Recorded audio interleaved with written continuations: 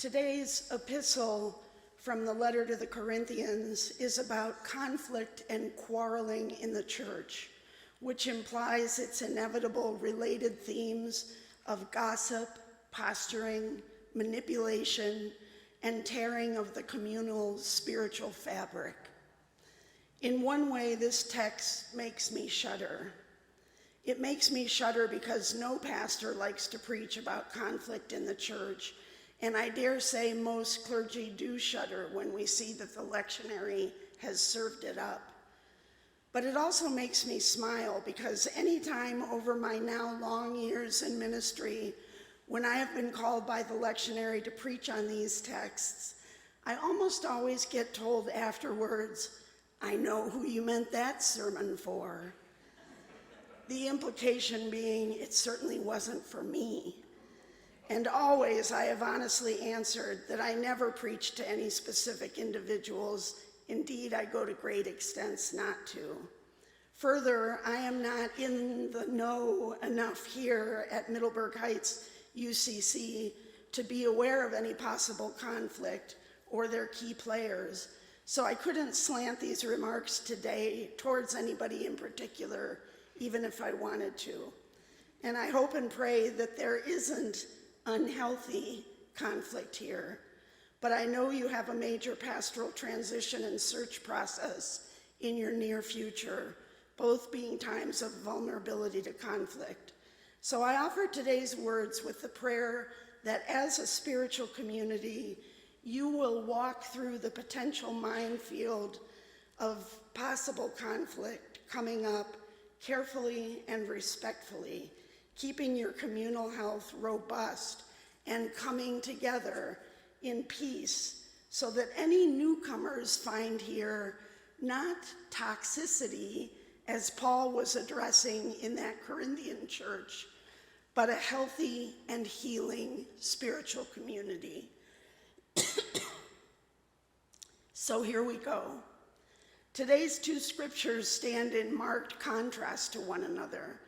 The psalm portrays a person of what I like to call spiritual poise or spiritual maturity, a person centered in God's love, aware of God's presence, free from fear and anger, and free from the need to quarrel. The psalmist says, "For God will hide me in the shelter in the day of trouble. God will conceal me under cover of a tent and set me high on a rock, seemingly above the fray. Now my head is lifted up. Of whom shall I be afraid?"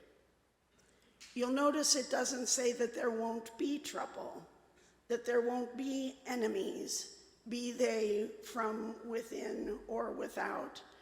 And I don't think the psalmist was advocating from hiding from the conflict itself, but only from the toxicity, being set high on a rock above the fray. The psalm says that the spiritually centered person only asks one thing: to live in the house of the Lord all my days. That's really just a Bible-y way of saying to live in conscious awareness of God's presence, to live rooted in the Spirit, to live, that is, from the vast eternal Spirit that always undergirds and overarches us, but from which we get disconnected. God's power, God's Spirit, is like electricity. It's always there, flowing through the wires. We just forget to plug in. Then we bumble and stumble and trip and bang into one another for lack of light. And that's where the second of today's lectionary text comes in. In it, Paul is writing to the quarrelsome, argumentative church of Corinth. Those Corinthians were a contentious lot and could be a thorn in Paul's flesh. That's why Paul says, "I appeal to you, brothers and sisters, by the name of the Lord Jesus Christ, that there be no division among you. For it has been reported to me by Chloe's people that there are quarrels among you, so I entreat you to be in agreement with one another." So the real question for us is, how do we grow from being a contentious Corinthian, one of Chloe's or Vicky's or Judy's or Susie's people, to being one of Christ's people, a person spiritually centered and free from fear and reactive temperament, like the psalmist?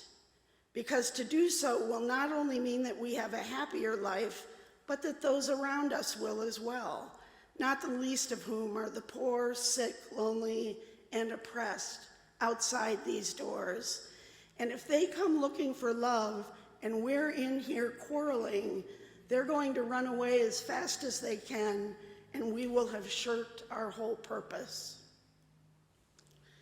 I think that when it comes to this question of how we grow from grumpy Gus to serene Sally, we can borrow a page from our Buddhist brothers and sisters.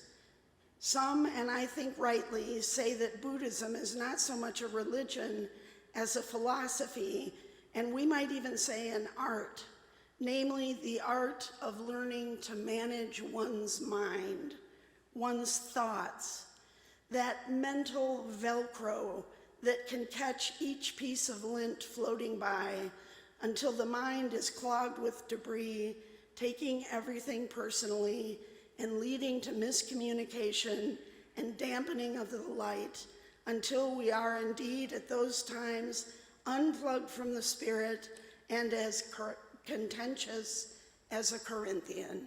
And it can happen to any one of us. And here's the thing, the capital T truth that can change everything. So much of it we do to ourselves. We think it's somebody else, but the truth is that we get overly identified with our own thoughts. Somebody looks at us strangely and we immediately assume that they must take issue with what we just said or some other negative interpretation.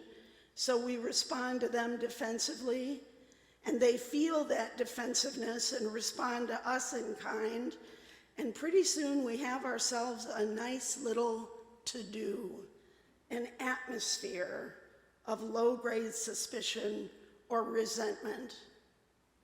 And people may take sides, but if we took time to autopsy the whole interaction, we might find out that the initial negativity we thought we perceived was in fact just a little burst of indigestion on the part of the other, having nothing to do with us at all.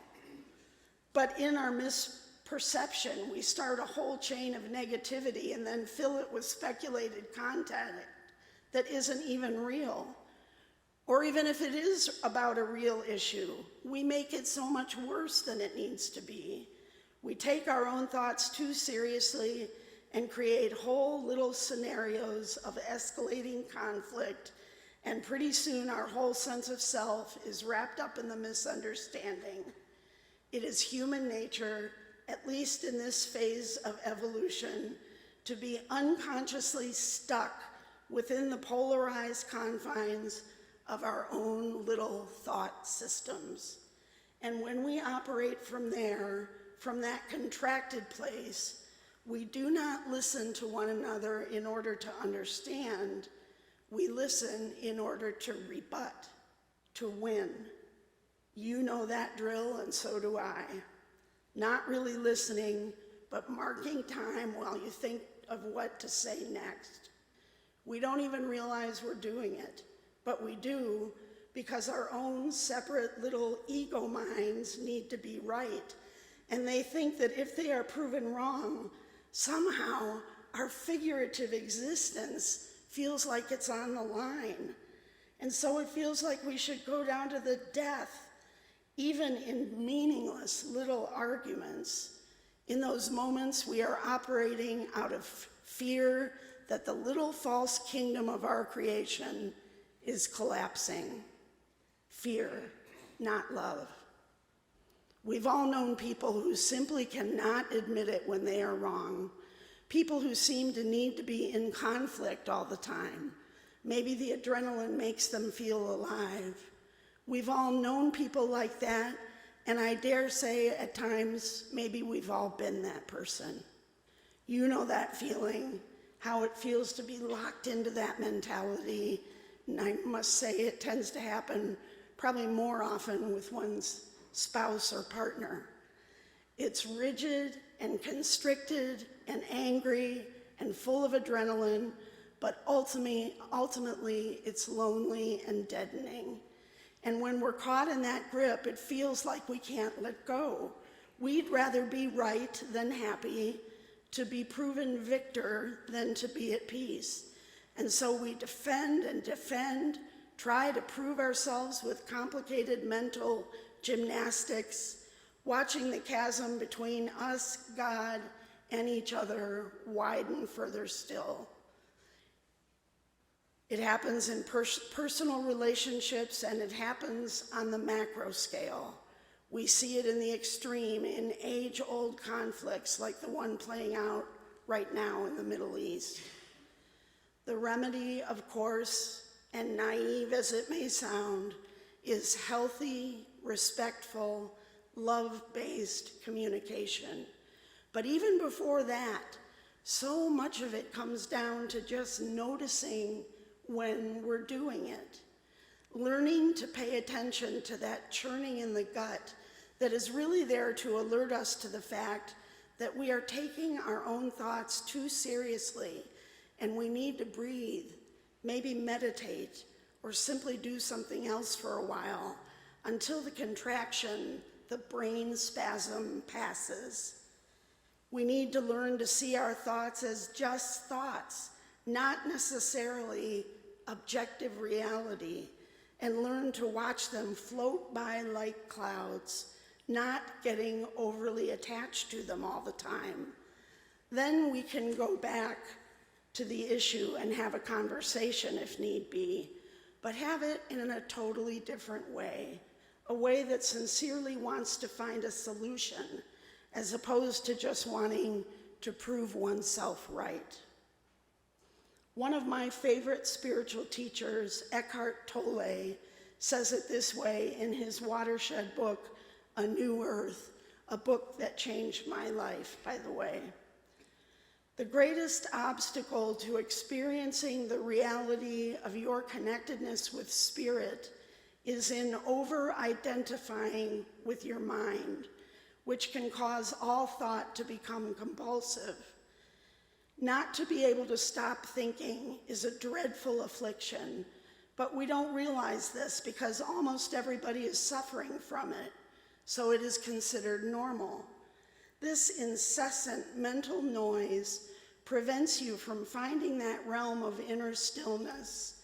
It comes between you and your true self, between you and your fellow man and woman, between you and nature, between you and God. The mind is a superb instrument if used rightly.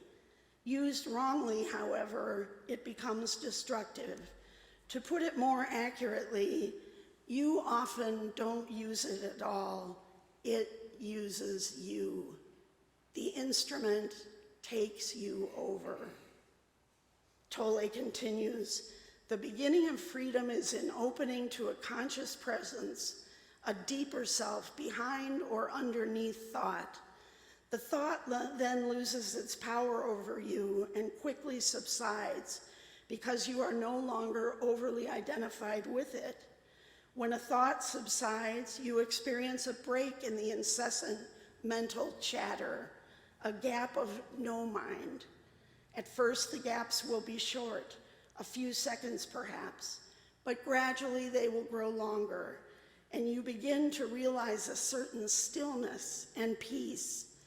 This is the beginning of your natural state of oneness with God, which is usually obscured by your thoughts. With practice, the sense of stillness and peace will deepen. In fact, there is no end to its depth.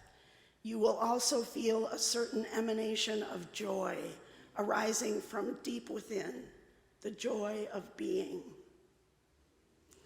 And that's where the person from the psalm comes in. Spiritual poise, maturity, and freedom coming from the fact that you are deeply rooted in spirit, lifted up above the fray of enemies, be they enemies of your own thoughts or the perceived enemy of someone on a different side of an issue, or enemies across centuries-old crystallized conflict like we are seeing this week. It's all the result of over-identification with the content of a thought system, be it on a micro or a macro scale. And healing comes when we begin to recognize this, to take our own thoughts less seriously, recognize them as mere thoughts. Are they really worth literal or figurative death? Not to mention the unspeakable suffering on the way. The anonymous writer of today's marvelous daily devotional entitled God Calling says this: "You do not realize that you would have broken down under the weight of your thoughts, but for the renewing time with me. It is not what I say, it is I myself. It is not the hearing me so much as being in my presence. The strengthening and curative powers of this you cannot know. Such knowledge is beyond your human reckoning. This would cure the poor, sick world if every day each soul or group of souls simply waited before me, disidentified with the content of their own minds, and waited before me in peace. Remember that you must never fail to seek this time apart with me. Gradually, you will be transformed. All who see you or have contact with you will be, by this contact, brought near to me, and gradually the influence will spread. You will be making one spot on earth a holy place, a place of wholeness. And though you must work and spend yourself, the greatest work you can do is in this time apart with me." That's why we come to worship, and why Sunday worship is the most important central thing that we do together in spiritual community, because in it we are reclaimed by God's love, and our systems are rebooted such that we get free from our own agendas and thoughts and get rooted again in the vast and expansive spirit of love. So today, let us heed the scripture's reminder that we are not to be contentious Corinthians who quarrel over church matters or any matters, large or small, as if our lives depended on it. That's not to say we won't have disagreements, because as we all know, wherever two or more are gathered, there are politics. But it is to say we can have our disagreements respectfully, rooted in the Spirit, free from over-identification with our own compulsive, adrenaline-based thoughts, and sincerely looking for God's will, not our own. Because nothing, I repeat, nothing, will compromise the integrity of our message of love as quickly as petty church conflict, which is usually born of gossip, indirect communication, criticism, and the ego's need to be right.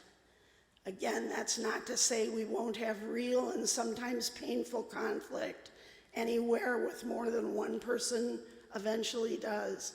But it is the difference between handling conflict in a direct, respectful way or taking it sideways. It's the difference between accepting the vote of the majority or passive-aggressively trying to undermine it. So I close with one of my favorite church stories, which had to do with a controversial church building project.